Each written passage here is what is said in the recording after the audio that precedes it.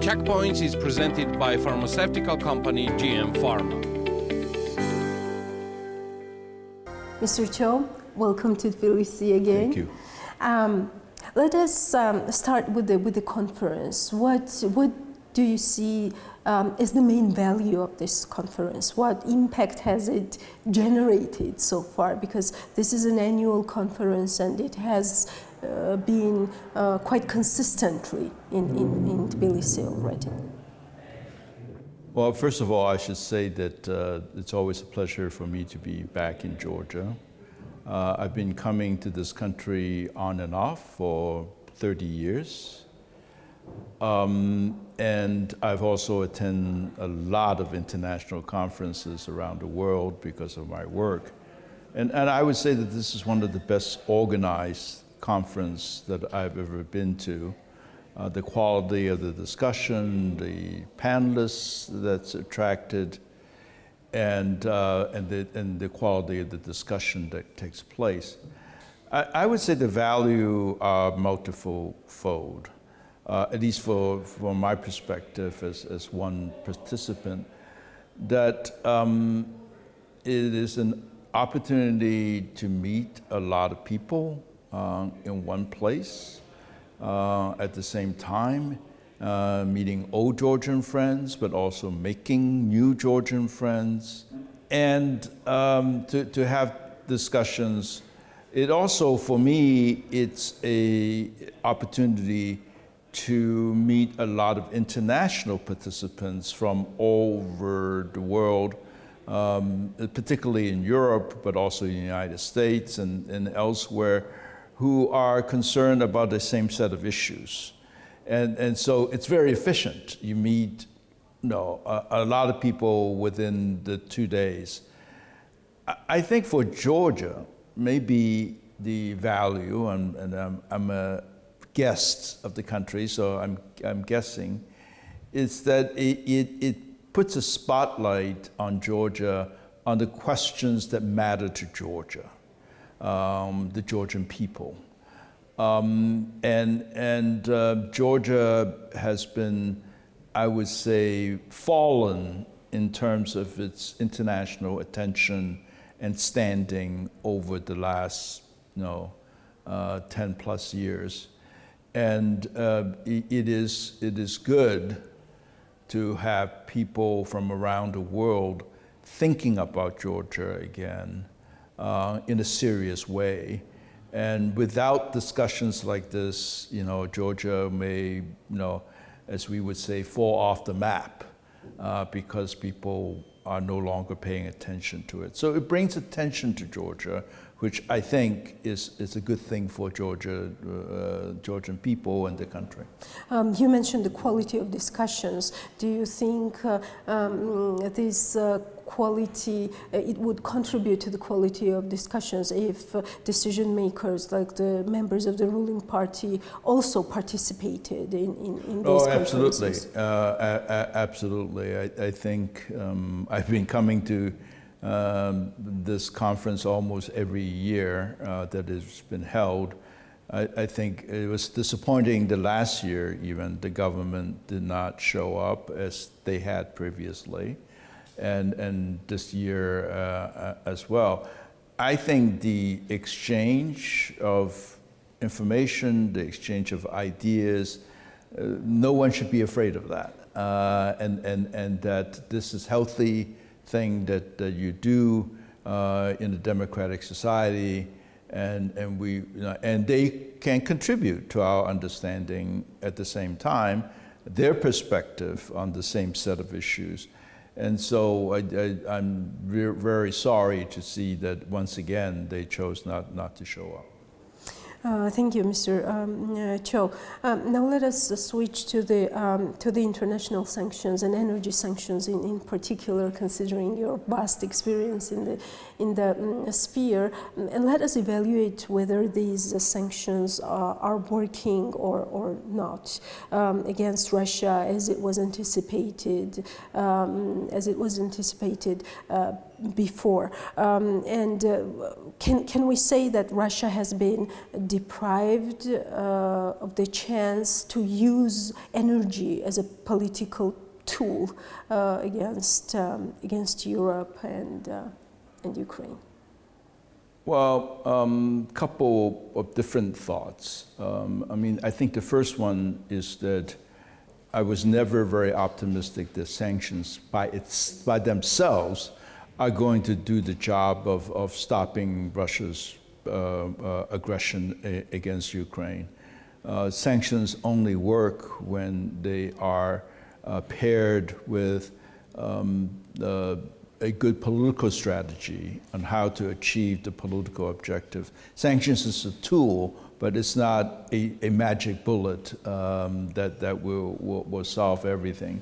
Would you say it was a mistake, sorry for interrupting you, but would you say it was a mistake to bet on economic and energy sanctions? Because it seemed from the very beginning that expectations on the effect of these sanctions was quite different, that in the short term they could bring some results for Ukraine and for the war. I'm not a politician. So I'm going to say something that's not very good politically, which is that sometimes elected officials in the West say things when they should know better. That they want to be seen as doing something and not nothing in response to Russia's terrible war against Ukraine. Sanctions was something that's easy to talk about. So they make public maybe promises that sanctions are going to work magically. That was not realistic. And they should have known better if they didn't already know better. But they want to appear to be doing something, and sanctions. So was it a mistake? And probably not a mistake, but maybe over-promising. Sanctions were necessary given what Russia has done. But it's a mistake to give the Western public the idea that all we have to do is sanction sanction Russia, I'm sorry. And that, well, it means that we don't have to commit the military resources necessary to give the Ukrainians the tools to stop Russia. We don't have to make some other maybe tough choices about what to do. So I wouldn't call it a mistake. But it needs to be seen in the totality of the situation, and it was never going to be, as I said, a solution by themselves. Now, I think everyone understands that now. We've gone through 18 months of the biggest conflict in Europe since World War II. People understand now the need to support Ukraine for the long haul, militarily as well as economically. So I think we've crossed that bridge.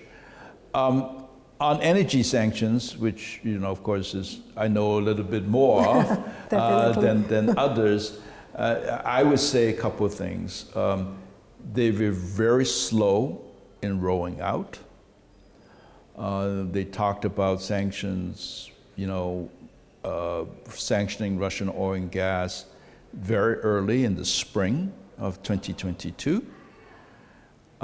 There were some almost self-imposed sanctions because European companies, American companies chose not to buy Russian oil, for example, because of reputational risk. And then the EU announced that there was going to be an embargo put in place.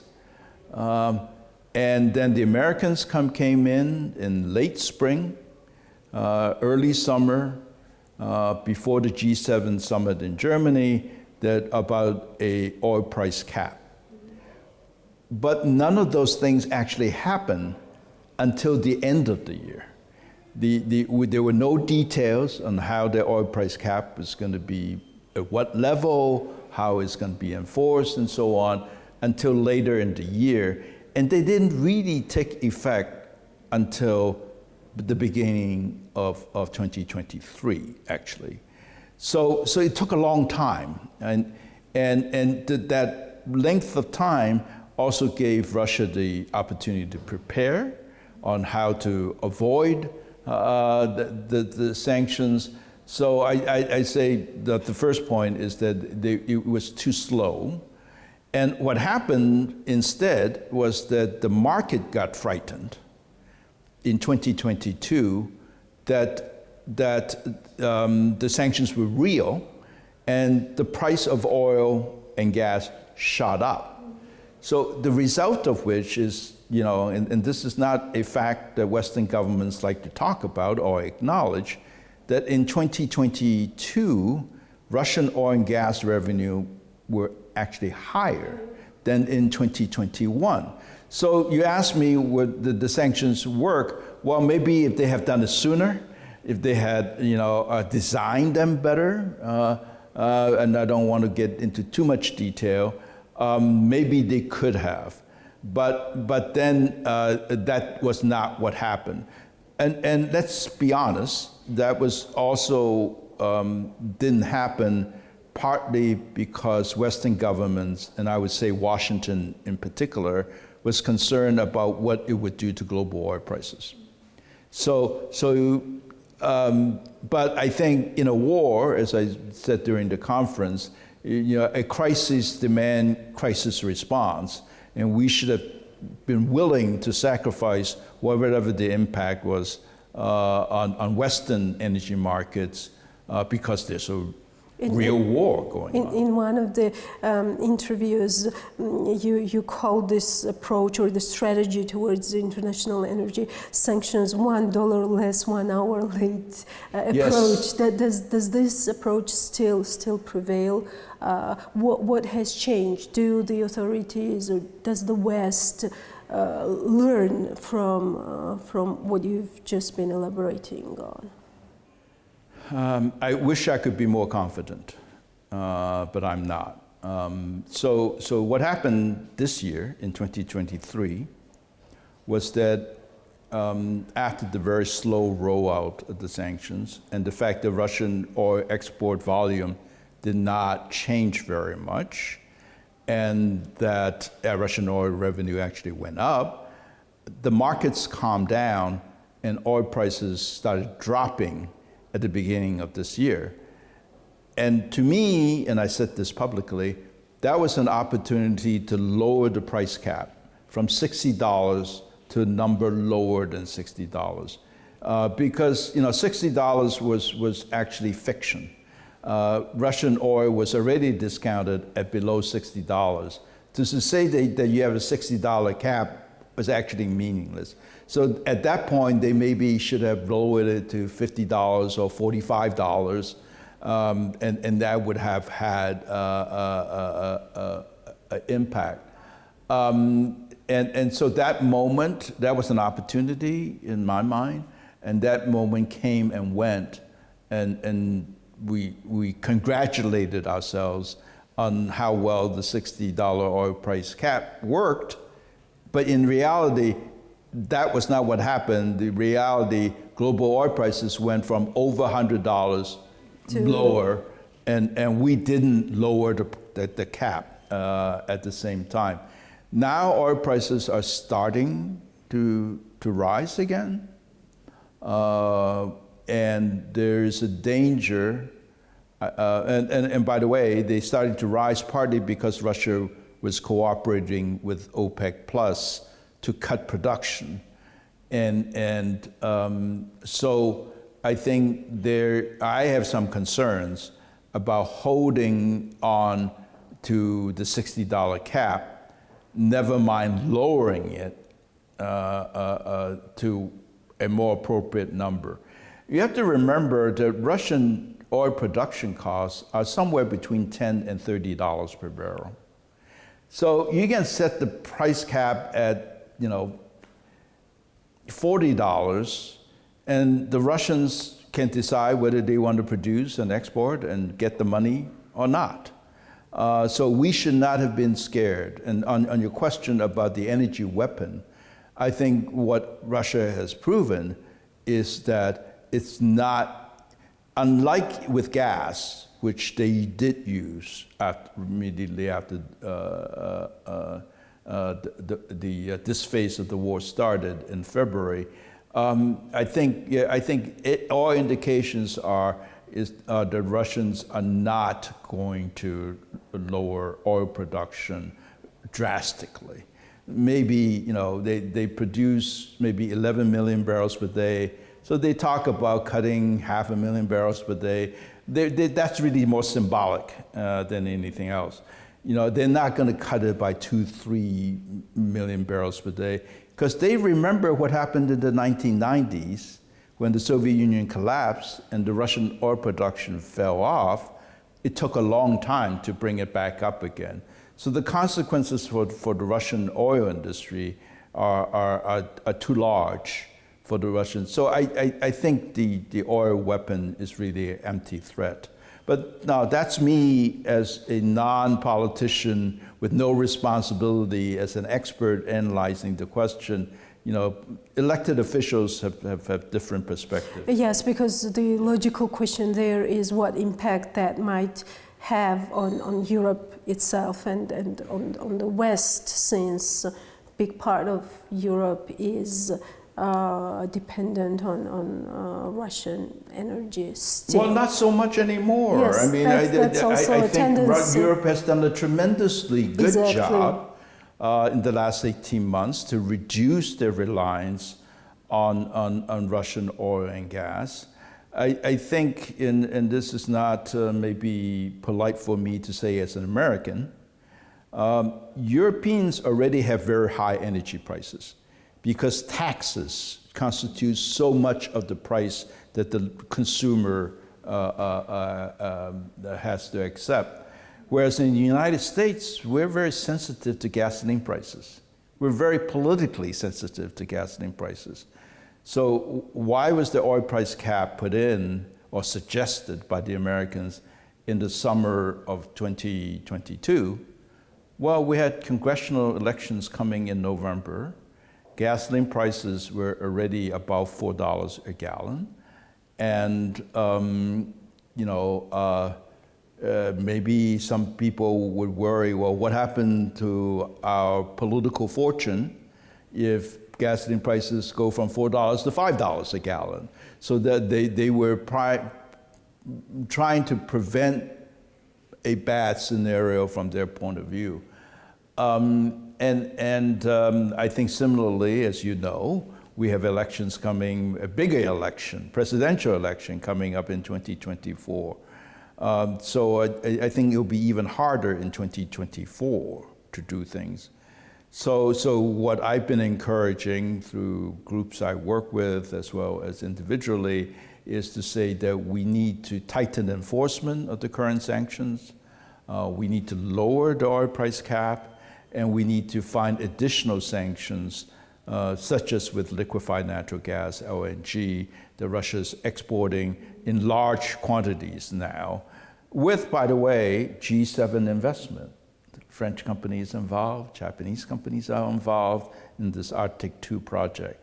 So, we have to look at ourselves and what we're willing to sacrifice for the Ukrainian victory that we all say we want. You mentioned taxes and high taxes and how that affects already the price in Europe. Can we talk about the bigger picture, though? What has this war shown us? Maybe it is a wiser strategy to have a more deregulated policy towards energy development itself, like gaining the shale gas or renewables, like making it cheaper somehow to develop renewables. I mean, what should be globally from the policy standpoint? Should there be some changes in that? I think there may be a couple of different lessons that we should learn from this. One is don't depend on one supplier too much. So diversity of supply from different sources is important. It's like you have better insurance if you didn't get 40% of your imports from one country, right? As Europe did with Russian gas, for example. And so that was overly dependent on one country, and you don't know what that one country is going to do. So for all of us, diversity of supply is a good thing. I think in the medium to longer term, you would say that a transition to renewable energy should be accelerated because by its nature, it's widely distributed rather than concentrated in say, one pipeline or one source of supply. The shale oil, shale gas question is difficult for me as an American to comment because we don't understand why the Europeans are so reluctant. Because obviously, the shale revolution, we call it, in the industry, has completely changed the American oil and gas landscape. We now produce more shale oil and shale gas than conventional shale oil and shale gas. We never could have imagined doing that. New Mexico, the state in the United States, now produces more oil than the country of Mexico. I mean, it's hard to imagine what a radical change that is, and from our point of view, improvement of our security of supply. Europe wants to import from the United States. It has the need to import from the United States. So we'd like to see more development in the United States of export capacity for LNG and buying our oil and so on. But why don't they explore and develop indigenous European resources? That's very difficult. I mean, I understand some of the political barriers, but it's still very difficult to understand why you would not tap local nearby resources, which by definition would be more secure, that you can control much more, than to import it from West Africa or the United States or Latin America. Why would you do that if security of supply is high on your priorities? My last question on the sanctions and their effectiveness. What role could have countries like Georgia, for example, and let me explain what I mean.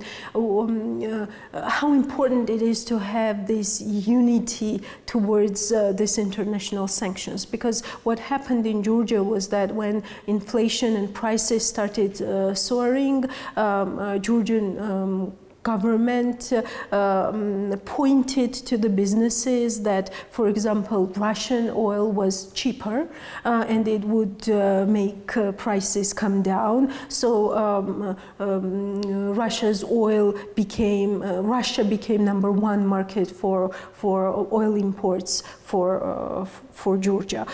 From the one standpoint, it seems wise, probably from the political and maybe even from the economic standpoint, but on the other hand, it gives Russia to have those revenues, right?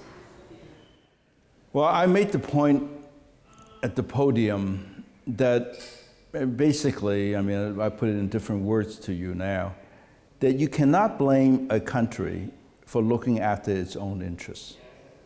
And so you have to persuade them, if let's say the West would have to persuade a country like Georgia, like India, like Turkey, like a lot of other countries, not just China. People talk about China a lot, but it's not more than China, why it is in their best interest to help us, right?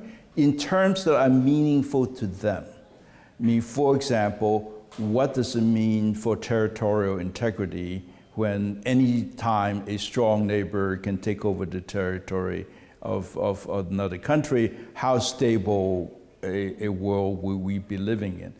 But economically, what we need to do is to present Georgia with some alternatives or substitutes to what they may see as or India or any other country, a short-term economic advantage to do business with Russia. What alternatives are we giving instead, so that Georgia would feel that it is in our interest to help the West and the sanctions coalition against Russia because of the war in Ukraine? And I don't think we've done a very good job, because we, in the West, that we tend to say to third countries that you should just do what we ask you to do because we're sanctioning Russia. And they say, and Georgia's not alone there, well, why should we? Because it is cheaper for us, or whatever the reason is. So as I said, our diplomacy needs to be much more nuanced and skilled in thinking about how to persuade these third countries, including Georgia, why it is to your advantage to help us rather than to help Russia evade Western sanctions. So you think candidate country status is not enough? Well, it could Because be. Georgia It could be, but in a different position from it depends also, in Georgia's case, on how receptive your government is to that prospect, right? But it's definitely, what I would say to Georgians, not the government, because I have no relationship with the government, but Georgians would be, that would definitely be in the mind of countries in Europe or in the United States or in Brussels when they talk about whether we should grant Georgia a perspective to join European institutions or not, on how cooperative has Georgia been to things that were in European interests. No, I would not dismiss this as a factor. Thank you so much. Okay, thank you. my pleasure. The Checkpoints is presented by pharmaceutical company GM Pharma.